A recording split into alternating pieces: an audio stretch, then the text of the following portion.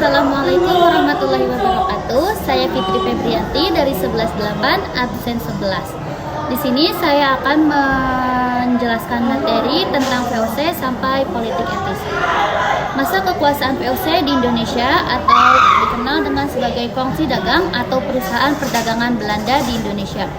Hal yang melatar belakangi VOC yaitu para pedagang Belanda datang ke Indonesia saling bersaing satu sama lain untuk meraih keuntungan yang melimpah. Pada saat itu, Belanda sedang perawan melawan bangsa Portugis dan Spanyol. Pemerintah Belanda akhirnya ingin menyatukan para pedagang Belanda dalam satu kongsi dagang atau perdagangan pemerintah Belanda. Hal ini ampuh akan untuk kekuatan militer dan ekonomi bangsanya. Atas prakarsa Prince Maurits, VOC pun resmi didirikan pada tanggal 20 Maret 1602 di Amsterdam, Belanda. Tujuan utama didirikan VOC yaitu menghindari persaingan antar pedagang Belanda, menghindari persaingan dengan bangsa Eropa, dan memonopoli perdagangan rempah. Selain itu, VOC juga memiliki hak oktroy atau hak istimewa, yaitu hak mencetak uang sendiri, hak memelihara angkatan perang sendiri, hak memerintah negara yang diduduki, hak melakukan perjanjian dengan raja-raja, dan juga hak memonopoli perdagangan rempah. Dan akhirnya pada tahun 1749, tanggal 24 Maret, VOC pun mengalami keruntuhan akibat terjadinya korupsi. Materi berikutnya yaitu tentang kekuasaan Republik Batak di Indonesia pada tahun 1795. Prancis menyerbu Belanda. Muncullah kaum patriot dari Prancis yang membuat Raja William V melarikan diri ke Inggris. Belanda pun dikuasai Prancis. Prancis kemudian membuat pemerintahan bernama Republik Batak yang dipimpin Louis Napoleon. Pemerintahan Indonesia pun di bawah kekuasaan Batak. Raja William V kemudian menyampaikan surat Kew yang berisi pemerintah Belanda menyerahkan ke Inggris, bukan Prancis. Inggris pun ke Indonesia dan mengambil daerah Padang, Ambon, Aceh dan membuat angkatan Batak ingin mengambil semua daerah bekas VOC. Louis pemimpin Batak menunjuk Daendels pada tahun 1808 hingga 1811. Tugasnya mempertahankan Jawa, menghapus feodalisme, membuat berbagai kebijakan pertahanan, memperbanyak jumlah pasukan 18.000 orang pribumi, membuat angkatan legion Mangkunegara, membangun Raya Anyar Panarukan. Kedua, kebijakan politik dan pemerintahan, yaitu mengangkat bupati sebagai pegawai, membawa Pulau Jawa menjadi 2/3 kepresidenan, dan ketiga, kebijakan peradilan. 3 peradilan yaitu orang Eropa, Timur Asing pribumi, buat peraturan pemberantas korupsi, kebijakan sosial ekonomi, melakukan pajak, meningkatkan penanaman yang laku di pasar dunia, rakyat wajib menyerahkan hasil pertanian, menjual tanah kepada swasta.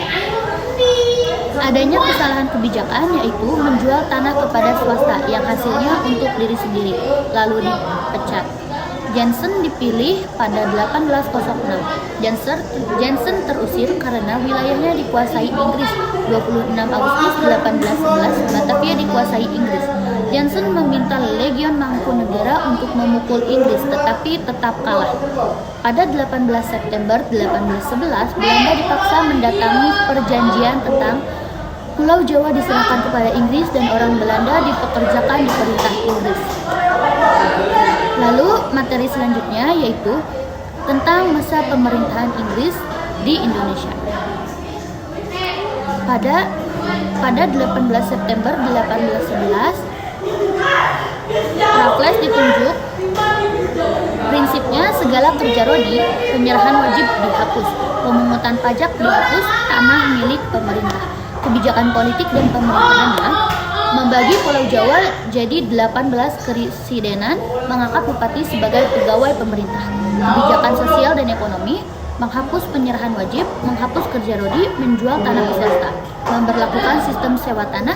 Untuk sewa tanah dengan ketentuan: pertama, petani menyewa tanah meskipun pemilik tanah. Kedua, harga sewa sesuai kondisi tanah. Ketiga, menggunakan uang tunai. Adanya banyak kendala pada masa Raffles, yaitu kurangnya pengawasan, bupati lebih kuat dibanding asisten Inggris, Pemerintahan Raffles memuaskan. Pada 1815, Raffles diganti Zoon Vendel. Namun tak lama Pulau Jawa harus diserahkan ke Belanda pada 1816. Selanjutnya, materi kekuasaan Belanda di Indonesia dan tanam paksa di Indonesia. Pada 1829, Van den Bosch mengajukan usulan, yaitu harus melakukan penanaman tanaman di jajahan yang laku di pasaran dunia, dan kaum pribumi dijadikan kerja rodi atau tanam paksa. Ketentuannya, petani menyediakan 1/2 tanah miliknya. Tanah yang digunakan bebas pajak. Hasil panen diserahkan ke pemerintah. Pekerjaan diawasi penguasa pribumi. Penguasa pribumi diberi bonus ketika semakin besar setoran, maka semakin besar bonus. Penguasaan pun memaksa pribumi untuk menanam. Adanya bonus memicu penyelewangan terhadap luas tanah. Tanah setengah lebih digunakan. Sistem tanam paksa menimbulkan pro dan kontra. Pada 1860 terbit 2 buku stiker Kontrakten oleh Vansen, Max Havelaar oleh Louis Dekker. Sejak itu sistem paksa mulai dihapus, diganti sistem ekonomi liberal. Kemudian saya akan menjelaskan tentang politik pintu terbuka. Politik pintu terbuka adalah kebijakan perekonomian Indonesia, dibuka kepada swasta untuk pertumbuhan ekonomi dan kesejahteraan. Kebijakan pintu terbuka. Pertama, sistem tanam paksa dihapuskan. Ekonomi diserahkan kepada swasta, ditandai keluarnya Undang-Undang Agraria dan Gula. Pelaksanaan pintu terbuka. Pertama, perkebunan tebu, kedua, perkebunan tembakau. Dampaknya, memberi keuntungan kepada swasta, hasil-hasil mengalir ke Belanda.